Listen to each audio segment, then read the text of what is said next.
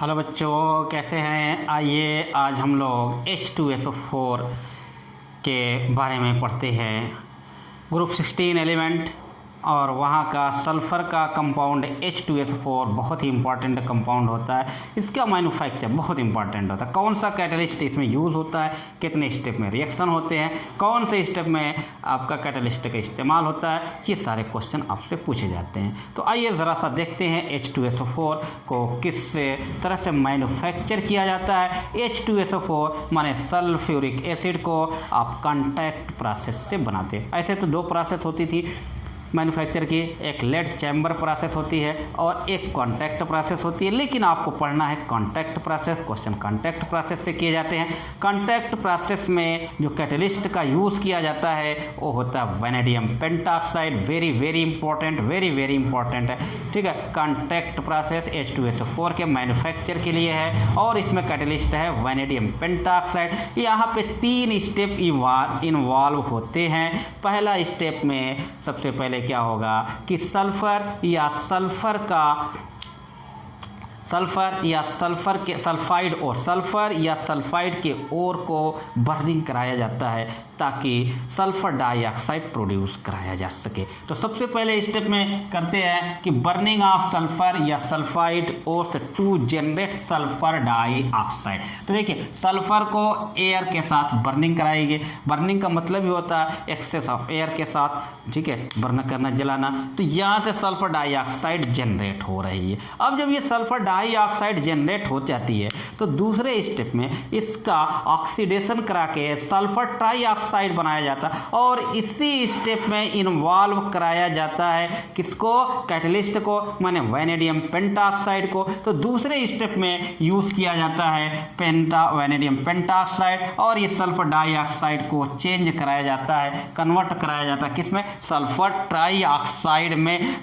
जब ये रिएक्शन होता है तो ये रिएक्शन एक्सोथर्मिक होता है। यहाँ पे हीट निकलती है, वेरी इंपॉर्टेंट स्टेप हो जाएगा। यानी कि कहेंगे ये जो स्टेप हो रहा है सल्फर डाइऑक्साइड से सल्फर ट्राइऑक्साइड का जो कन्वर्जन हो रहा है, ये कैसा स्टेप है, एक्सोथर्मिक स्टेप है। दूसरी बात अगर आप देखिए तो यहाँ पे 1 वॉल्यूम 2 वॉल्यूम और यहाँ पे जो बन रहा है कितना, 1 वॉल्यूम बन रहा है, माने 2 मोल इधर है 1 मोल इधर। तो नंबर ऑफ वॉल्यूम डिक्रीज हो रहे हैं। इसका मतलब ये होगा कि ले चैटेलियर प्रिंसिपल के अकॉर्डिंग क्या होगा, इस रिएक्शन को होने के लिए हाई प्रेशर की ज़रूरत होगी और चूंकि एक्सोथर्मिक रिएक्शन है इसलिए इसके लिए क्या होगा, लो टेम्परेचर की ज़रूरत होगी। तो अकॉर्डिंग टू ले चैटेलियर प्रिंसिपल यहाँ पे फेवरेबल कंडीशन इस रिएक्शन के लिए क्या हो जाएगी, लो टेम्परेचर और हाई प्रेशर, जो कि बहुत इंपॉर्टेंट है। तो अगर ऐसे भी कह दिया जाए कांटेक्ट प्रोसेस में फेवरेबल कंडीशन कौन सी है, तब आप क्या कहोगे, लो टेम्परेचर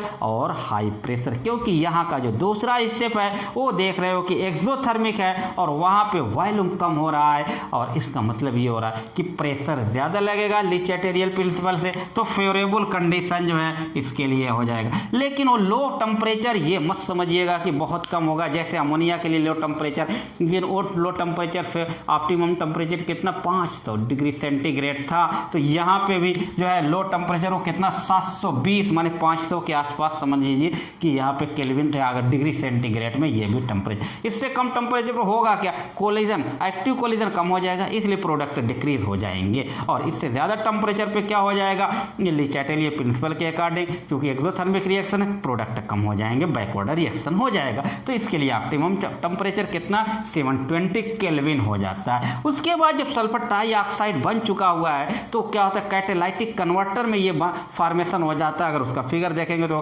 कैटेलाइटिक कन्वर्टर में जाके, कैटेलाइटिक कन्वर्टर इसीलिए नाम रखा गया कि ये रिएक्शन कहाँ पे हो रहा है, कैटेलिस्ट की प्रेजेंस में हो रहा है। तो ये कहाँ पे हो रहा है, कैटेलाइटिक कन्वर्टर में हो रहा है। तो कैटेलाइटिक कन्वर्टर से जो आपका SO3 बना हुआ है उसको एब्जॉर्व कराया जाता है किसमें, H2SO4 में, और H2SO4 में एब्जॉर्व करके वो क्या देता है, ओलियम देता है, H2H2O7 देता है। और इस तरीके से जो ओलियम जो होता है हाईली कंसंट्रेटेड हो जाता है। तो H2SO4 जो इस प्रोसेस से बनता है वो 96 से 98% H2SO4 होता है, ठीक है ना।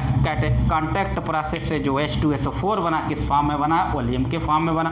तो इसका मतलब होता है कि 96 से 98% H2SO4 हो जाता है। तो इस तरीके से आप देखोगे ये 3 स्टेप है जो कि कॉन्टैक्ट प्रोसेस से H2SO4 का फॉर्मेशन करती है। बहुत इंपॉर्टेंट। पहले स्टेप में सल्फर डाइऑक्साइड का फॉर्मेशन, दूसरे स्टेप में सल्फर डाइऑक्साइड का फॉर्मेशन, तीसरे स्टेप में वॉल्यूम का फॉर्मेशन, सेकंड स्टेप में कैटलिस्ट वेनेडियम पेंटाऑक्साइड V2O5 का यूज हुआ। और सेकंड स्टेप क्या है, एक्सोथर्मिक है, वॉल्यूम की कमी के साथ हो रहा है, माने फेवरेबल कंडीशन जो है आपका हाई प्रेशर और लो टेम्परेचर हो जाती है। कुछ प्रॉपर्टीज़ की बात देखें, अगर प्रॉपर्टीज़ की H2SO4 की प्रॉपर्टीज तो कंसनट्रेटेड H2SO4 बहुत ही बढ़िया ऑक्सीडाइजिंग एजेंट होता है, डिहाइड्रेटिंग एजेंट हो जाता है, स्ट्रॉन्ग डिहाइड्रेटिंग एजेंट हो जाता है। अगर ऑर्गेनिक केमिस्ट्री में देखो तो डिहाइड्रेशन आप अल्कोहल और बहुत सारा डिहाइड्रेशन जहाँ पढ़ते हो वहाँ पे क्या इस्तेमाल कर देते हो, आपका H2SO4 कंसनट्रेटेड H2SO4 लेते हैं या इसके साल्ट लेते हैं। तो कंसनट्रेटेड H2SO4 एक स्ट्रॉन्ग डिहाइड्रेटिंग एजेंट होता है। यहाँ पे देखिए अगर केन शुगर होता है, सुक्रोज होता है, कंसनट्रेटेड H2SO4 से